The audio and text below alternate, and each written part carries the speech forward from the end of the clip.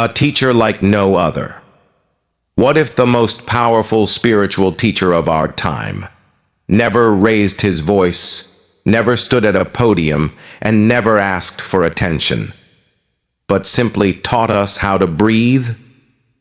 This is the story of Thich Nhat Hanh, a humble Vietnamese monk who helped the world return to the present moment. Thich Nhat Hanh, lovingly called Thay by his students, was born in 1926 in Hue, Vietnam.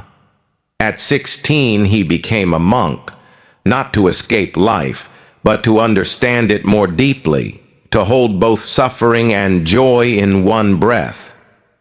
As Vietnam fell into war, Thay refused to take sides. Instead, he chose compassion. He founded the School of Youth for Social Service, mobilizing young monks and nuns to bring aid, healing, and education to villages shattered by violence. He called this engaged Buddhism, a path where mindfulness meets action. In 1966, while traveling abroad to advocate for peace, he was exiled by his own country. For the next 39 years, he could not return home. But home never left his heart. In exile, he continued to teach, not through protest or doctrine, but through presence. He spoke softly about washing the dishes with awareness, drinking tea in stillness, walking not to arrive, but to simply walk. World leaders and spiritual seekers began to listen. In 1967, Dr. Martin Luther King Jr. nominated him for the Nobel Peace Prize, calling him an apostle of peace and nonviolence. In France, he built a new home, Plum Village, a peaceful retreat where thousands would come to practice mindful living. From there, his influence spread. Lang Mai centers opened across the U.S., Germany, Thailand, Hong Kong, and beyond. Companies like Google, Facebook, and SAP invited him and his monastics to teach mindfulness in their workplaces. He reminded even the busiest people, peace in oneself, peace in the world. A simple phrase, echoing from Zen halls to corporate boardrooms and even at the World Economic Forum. His books, like Peace is Every Step, Being Peace, and The Miracle of Mindfulness, sold over 15 million copies in 47 languages. But they remained grounded. While the world praised him as the father of modern mindfulness, he simply smiled. Because for him, true success was not popularity. It was awakening. As his influence grew, Western science began to listen too.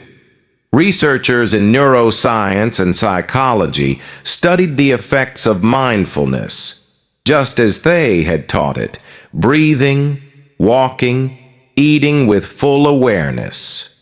Their findings confirmed what he had known for decades. Mindful breathing could calm the amygdala, the brain's fear center. Walking in silence could increase gray matter in regions tied to memory, empathy, and emotional regulation. Eating mindfully could reduce stress and even aid in healing trauma. What ancient teachings once whispered, MRI scans now shouted. But for Thay, this was never about proving anything. It was about helping people return to themselves, to the present, to life. Breathing in, I calm body and mind. Breathing out, I smile. Thich Nhat Hanh, a breath, a smile, now embraced by both monks and neuroscientists alike. In 2018, after a serious stroke, Thay returned to Tu Hu Temple in Hue, where he had first ordained.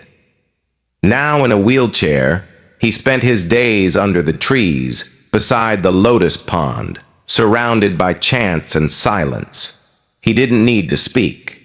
His presence was the teaching. And then, on January 22nd, 2022, he passed peacefully at the age of 95. There were no headlines, no grand farewells, only bells, breaths, and tears that smiled. But he never truly left. Don't look for me in a tomb or a temple. I am not there. I am in every mindful step you take. Thich Nhat Hanh. If this story touched something in you, pause for a moment. Breathe in, breathe out. You are home. And if you'd like to continue walking this path, feel free to like, share, or subscribe. Not for us, but for a world that's learning how to breathe again. Namo Thich Nhat Hanh, the teacher who became a breath of peace.